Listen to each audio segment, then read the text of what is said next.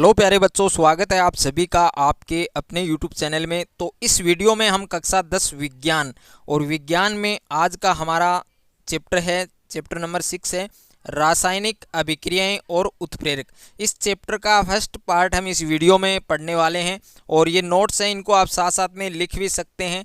और यदि इस चैप्टर की हम बात करें तो ये चैप्टर आपके टोटल 3 नंबर का है, यानी बोर्ड परीक्षा में जो प्रश्न आते हैं आपके, वो कितने क्वेश्चन आते हैं और कितने मार्क्स के आते हैं।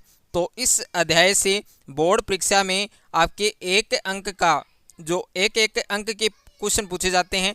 क्वेश्चन आपके एक ही आता है और 3 मार्क्स का क्वेश्चन आता है, लेकिन जो आंतरिक विकल्प के रूप में होता है, यानी एक क्वेश्चन में आपको 3 क्वेश्चन मिलेंगे जो आंतरिक विकल्प के रूप में हो सकते हैं, और ये आपके टोटल 3 मार्क्स का क्वेश्चन पूछा जाता है। तो वीडियो शुरू करने से पहले आप सभी से मेरी एक रिक्वेस्ट है, यदि अभी तक आपने हमारे चैनल को सब्सक्राइब नहीं किया है तो सब्सक्राइब कर लीजिए और साथ में बेल आइकन को प्रेस कर लीजिए। अगर आपका मैथ, फिजिक्स, केमिस्ट्री और बायोलॉजी के किसी क्वेश्चन में डाउट है तो आपको उस क्वेश्चन का फोटो खींचकर उसको क्रॉप करके सेंड करना है। तुरंत वीडियो सॉल्यूशन के साथ आपको आपका आंसर मिल जाएगा। और आप class 6 to 12 NEET, IIT, JEE mains और एडवांस की भी तैयारी कर सकते हैं। तो अभी डिस्क्रिप्शन में जाइए और डाउटनेट के इस एप्लीकेशन को डाउनलोड कीजिए। डाउट हो तो डाउटनेट करो। आप 8400 400 400 इस नंबर पर भी आप अपने क्वेश्चन का फोटो क्रॉप करके सेंड कर सकते हैं। वहां पर भी आपको आपके क्वेश्चन का आंसर वीडियो सॉल्यूशन के साथ मिल जाएगा। तो सबसे पहले हम बात करेंगे भौतिक और रासायनिक परिवर्तन, यानी फिजिकल चेंज और केमिकल चेंज। अब भौतिक परिवर्तन क्या होता है और रासायनिक परिवर्तन क्या होता है। यदि भौतिक और रासायनिक परिवर्तन से आपके बोर्ड एग्जाम में क्वेश्चन आता है तो मैं आपको इस टॉपिक की संपूर्ण जानकारी बताऊंगा कि आपके एग्जाम में क्वेश्चन कहाँ से आते हैं। तो सबसे पहले हम बात करेंगे भौतिक परिवर्तन की, यानी भौतिक परिवर्तन किसे कहते हैं। जब कोई पदार्थ किसी परिस्थिति में एक अवस्था से दूसरी अवस्था में परिवर्तित हो जाता है, बदल जाता है, परंतु उस परिस्थिति को हटाने पर पुनः पूर्व अवस्था में आ जाता है, अर्थात पदार्थ के भौतिक गुणों या अवस्था में परिवर्तन होता है परंतु रासायनिक गुणों में कोई परिवर्तन नहीं होता। ऐसे परिवर्तन को क्या कहते हैं? भौतिक परिवर्तन कहते हैं। यानी इसका मतलब क्या हुआ है कि जब कोई भी पदार्थ है वो किसी भी परिस्थिति में हो, जब एक अवस्था से दूसरी अवस्था में बदलता है, परिवर्तित होता है, परंतु उस परिस्थिति को हटाने पर पुनः पूर्व अवस्था में आ जाता है, यानी अपनी पहले जैसी स्टेट में आ जाता है। अर्थात पदार्थ के जो भौतिक गुण हैं और उनकी जो अवस्था है उसमें तो बदलाव होता है, परिवर्तन होता है, लेकिन जो रासायनिक गुण हैं उनमें कोई चेंज नहीं होता है। ऐसे परिवर्तन क्या कहलाते हैं? भौतिक परिवर्तन कहलाते हैं। अब इनके एग्जाम्पल है वो आप अच्छे से देख सकते हैं। जैसे एग्जाम्पल आपके लोहे का चुंबक बनना और नौसादर का उध्रुवपातन और शक्कर का पानी में विलय होना, घुलना। तो ये सब क्या हैं? ये भौतिक परिवर्तन हैं। अब हैं भौतिक परिवर्तन के गुण। तो एग्जाम में आपसे पूछ सकता है कि भौतिक परिवर्तन किसे कहते हैं, इसके 2 गुण लिखिए। तो भौतिक परिवर्तन की परिभाषा मैंने ऑलरेडी आपको बता दी है, वो आपको अच्छे से लिखनी है, अच्छे से याद करनी है। अब है भौतिक परिवर्तन के गुण। तो इसमें पहला गुण आपको क्या ध्यान रखना है कि पदार्थ के केवल भौतिक गुणों जैसे अवस्था, रंग, गंध आदि में परिवर्तन होता है। और दूसरा गुण है परिवर्तन का कारण हटाने पर पुनः प्रारंभिक अवस्था प्राप्त होती है। और तीसरा गुण है यह परिवर्तन अस्थायी होता है। और पॉइंट नंबर 4 है पदार्थ का संगठन अपरिवर्तित होता है, यानी बदलता नहीं है। और 5वां जो गुण है वो आपको ध्यान रखना है कि इस परिवर्तन में किसी नए पदार्थ का निर्माण नहीं होता है। और उसके बाद में सेकंड है आपके रासायनिक परिवर्तन, यानी केमिकल चेंज। अब केमिकल चेंज क्या होता है, रासायनिक परिवर्तन क्या होता है कि जब पदार्थ के रासायनिक गुणों या संगठन में परिवर्तन होकर नए पदार्थ का निर्माण होता है, तो ऐसे परिवर्तन रासायनिक परिवर्तन कहलाते हैं। यानी जब कोई भी पदार्थ है उसके जो रासायनिक गुण हैं और उसका जो संगठन है उसमें परिवर्तन हुआ हो और परिवर्तन होकर एक नए पदार्थ का निर्माण होता है, तो ऐसे परिवर्तन क्या कहलाते हैं? रासायनिक परिवर्तन कहलाते हैं। जैसे उदाहरण क्या है? कोयले का जलना। अब कोयले जलने के बाद जो राख होती है, यानी वो एक नया पदार्थ बना है। दूध से दही जमना और लोहे पर जंग लगना। तो ये सब क्या है? रासायनिक परिवर्तन है। अब रासायनिक परिवर्तन के क्या क्या गुण हैं, क्या क्या आपको ध्यान रखने हैं? तो 4 गुण हैं इसके भी। और दो तो आपको अच्छे से ध्यान रखने ही हैं। तो इसमें पहला गुण आपको क्या ध्यान रखना है कि रासायनिक परिवर्तन के फलस्वरूप बनने वाला पदार्थ रासायनिक गुणों व संगठन में प्रारंभिक पदार्थ से पूर्णतया क्या होता है, भिन्न होता है, अलग होता है। और दूसरा गुण क्या है, यह परिवर्तन स्थायी होता है। और तीसरा गुण है नए पदार्थ का निर्माण होता है।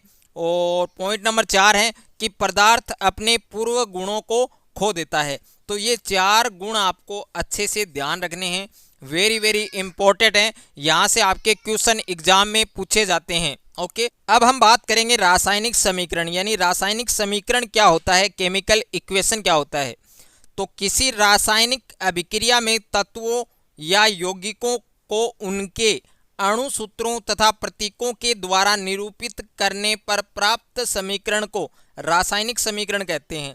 रासायनिक समीकरण की परिभाषा आपसे पूछी जा सकती है एग्जाम के अंदर, तो यह आपको जरूर ध्यान रखनी है कि किसी रासायनिक अभिक्रिया में तत्वों या यौगिकों को उनके अणु सूत्रों तथा प्रतीकों के द्वारा निरूपित करने पर प्राप्त समीकरण क्या कहलाता है, रासायनिक समीकरण कहलाता है।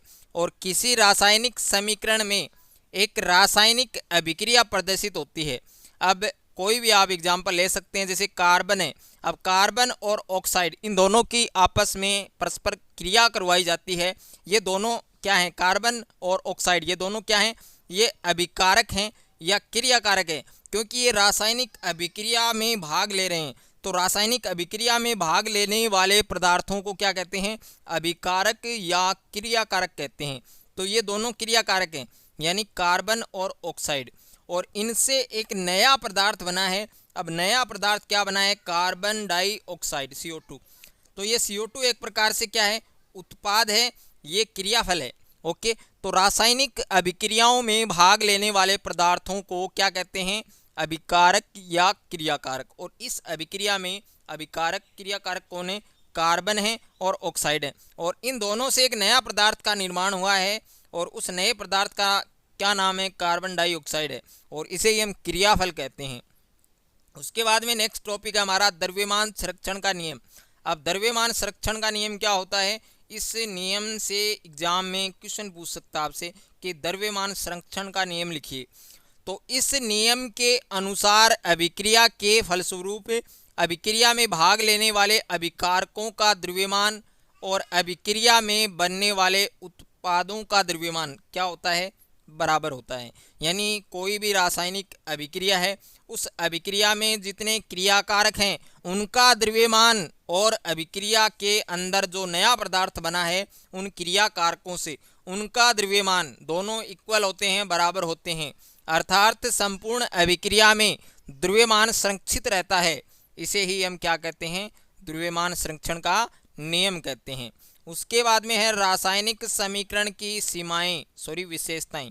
तो रासायनिक जो समीकरण होता है उसकी क्या विशेषताएं होती हैं, उसको किस तरीके से नोट करते हैं, तो वो हम अब इस में जानेंगे। तो सबसे पहला जो पॉइंट है हमारा कि क्रियाकारक और उत्पाद के बारे में संपूर्ण जानकारी, जैसे अणुओं की संख्या, द्रव्यमान आदि मिलती है।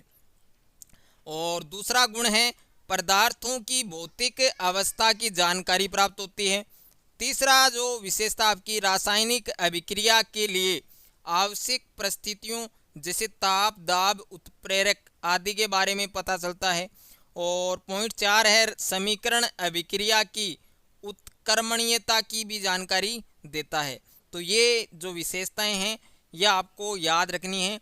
उसके बाद में है रासायनिक समीकरण की सीमाएं, कि जो रासायनिक समीकरण होता है उसकी क्या क्या सीमाएं होती हैं। तो इसमें 2 सीमाएं मैंने यहाँ लिखी हैं। पहली सीमा क्या है, यह अभिक्रिया की पूर्णता की जानकारी नहीं देता है कि अभिक्रिया पूर्ण हुई है या फिर अपूर्ण हुई है, तो इसकी कोई जानकारी नहीं मिलती है। दूसरा क्या है, इसे क्रियाकारक और उत्पाद की सांद्रता के बारे में कुछ स्पष्ट नहीं होता। अब नेक्स्ट टॉपिक हमारा रासायनिक अभिक्रिया, वेरी वेरी इंपॉर्टेंट है। इससे आपके 101% क्वेश्चन पूछा जाता है कि किसी भी पदार्थ में रासायनिक परिवर्तन होने पर वह मूल पदार्थ से रासायनिक गुणों एवं संगठन में भिन्न हो जाता है, अलग हो जाता है। इस घटना को रासायनिक अभिक्रिया कहते हैं। अर्थात किसी पदार्थ में रासायनिक परिवर्तन होना क्या कहलाता है? रासायनिक अभिक्रिया कहलाता है।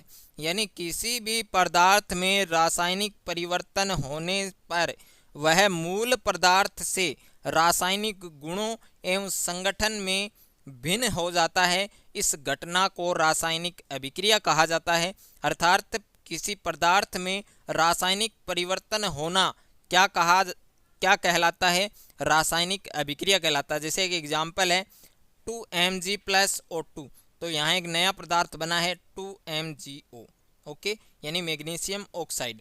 अब है रासायनिक अभिक्रियाओं के प्रकार।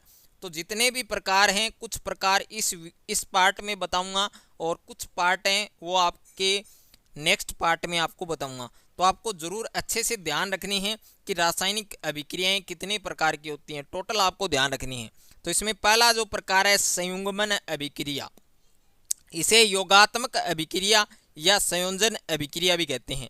यानी जो संयुग्मन अभिक्रिया होती है उसका नाम है योगात्मक या फिर संयोजन। संयोजन का मतलब क्या होता है? जुड़ना। अब इसमें क्या होता है कि दो क्रियाकारक जुड़कर एक नया पदार्थ का निर्माण करते हैं, तो ऐसी अभिक्रिया संयुग्मन अभिक्रिया कहलाती है। ऐसी रासायनिक अभिक्रियाएं जिसमें दो या दो से अधिक अभिकारक आपस में संयोग कर जुड़कर एक ही उत्पाद बनाते हैं, एक नया पदार्थ बनाते हैं, उसे योगात्मक अभिक्रिया या संयुग्मन अभिक्रिया कहते हैं। इनके एग्जाम्पल है जैसे कोयले का दहन, तो C+O2 और ये क्रियाफल में क्या बन रहा है? CO2। दूसरा है जल का निर्माण, तो हाइड्रोजन और ऑक्सीजन, इन दोनों गैसों से जल का निर्माण होता है। उसके बाद में नेक्स्ट जो रिएक्शन है, अभिक्रिया है, विस्थापन अभिक्रिया है। विस्थापन का मतलब क्या होता है? विस्थापित होना। ऐसी अभिक्रिया जिसमें किसी यौगिक के अणु के किसी परमाणु या समूह के स्थान पर कोई दूसरा परमाणु या समूह का आ जाना क्या कहलाता है? विस्थापन अभिक्रिया कहलाता है। जैसे CuSO4 प्लस Zn। अब यहाँ पर SO4 जो कॉपर है, कॉपर के साथ यहाँ पर सल्फेट है, लेकिन यहाँ पर जिंक के साथ सल्फेट है। यानी किसी यौगिक में उपस्थित परमाणु या समूह के स्थान पर कोई दूसरा परमाणु या समूह का आ जाना क्या कहलाता है? विस्थापन अभिक्रिया। तो ये दो एग्जाम्पल आपको ध्यान रखने हैं। उसके बाद में तीसरा है आपके द्विविस्थापन अभिक्रिया। वह अभिक्रिया जिनमें आयनों का आदान प्रदान होकर एक नया यौगिक बनता है, उसे द्विविस्थापन अभिक्रिया कहते हैं।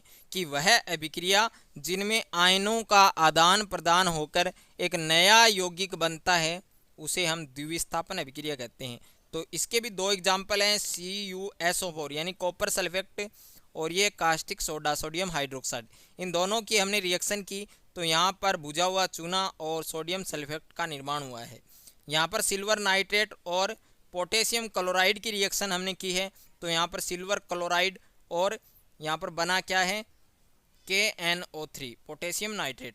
अब उसके बाद में 4 नंबर पर है अपघटनीय अभिक्रिया। अपघटन का मतलब क्या होता है? टूटना। तो ऐसी अभिक्रिया जिसमें एक अभिकारक अपघटित होकर टूटकर दो या दो से अधिक उत्पाद बनाते हैं, उसे क्या कहते हैं? अपघटनीय अभिक्रिया कहते हैं। अब अपघटनीय जो अभिक्रिया होती है वो निम्न प्रकार से होती है। फर्स्ट में है विद्युत अपघटन। इसमें क्या होता है? जब किसी यौगिक की गलित या द्रव अवस्था में विद्युत धारा प्रवाहित की जाती है तो वह अपघटित हो जाता है। यानी जो जल है 2H2O है, इसमें विद्युत धारा प्रवाहित करेंगे तो ये दो आयनों में बिखरेगा, एक तो हाइड्रोजन और एक ऑक्सीजन, इन दोनों गैसों में ये टूट जाएगा। उसके बाद में है उसमें अपघटन। इस प्रकार की अपघटन अभिक्रियाओं में यौगिक को ऊष्मा देने पर वह छोटे अणुओं में टूट जाता है। जैसे कैल्शियम कार्बोनेट का अपघटन। कैल्शियम कार्बोनेट का अपघटन आप देख सकते हैं, गर्म करने पर यह दो यौगिकों में टूटेगा, एक तो कैल्शियम ऑक्साइड और एक कार्बन डाइऑक्साइड। उसके बाद में प्रकाश अपघटन। तो इस प्रकार की अपघटन अभिक्रियाओं में यौगिक प्रकाश की उपस्थिति में ऊर्जा प्राप्त कर छोटे छोटे अणुओं में टूट जाता है, इसे प्रकाशीय अपघटन अभिक्रिया कहते हैं। जैसे हाइड्रोजन ब्रोमाइड HBr का अपघटन करेंगे तो जो सिल्वर क्लोराइड है उसको प्रकाश की उपस्थिति में रखेंगे तो ये सिल्वर और क्लोरीन गैस में टूटेगा। उसके बाद में है मंद और तीव्र अभिक्रिया। ये वेरी इंपॉर्टेंट है, ये आपसे एग्जाम में पूछ सकता है कि मंद अभिक्रिया क्या है और तीव्र अभिक्रिया क्या है। तो मंद का मतलब क्या होता है, धीमा, और तीव्र का मतलब क्या होता है, तेज। तो ऐसी अभिक्रियाएं जिनको पूरा करने में घंटों, दिनों या साल तक का समय लग जाता है, इन्हें मंद रासायनिक अभिक्रिया कहते हैं। जैसे आप एग्जाम्पल देख सकते हैं, एसिटिक अम्ल और एथेनॉल की रासायनिक अभिक्रिया हमने की है, तो एथिल एसीटेट और जल का निर्माण हुआ है।